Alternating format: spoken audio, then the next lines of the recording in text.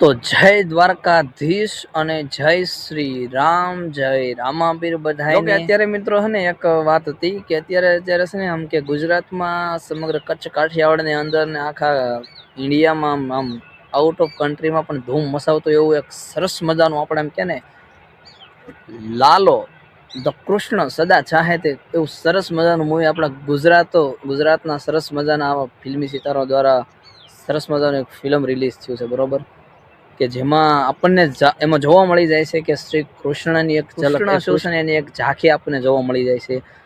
એમાં બે મહત્વના શ્લોક પણ છે કે એમાં એક છે કર્મણ્ય વાધિકારસ્તે માં ફલેષુ કદાચ, કે તું ખાલી કર્મ કર, ફળની આશા નહીં, ફળ તને કેટલું આપવું ક્યારે આપવું એ બધું તું મારી ઉપર છોડ।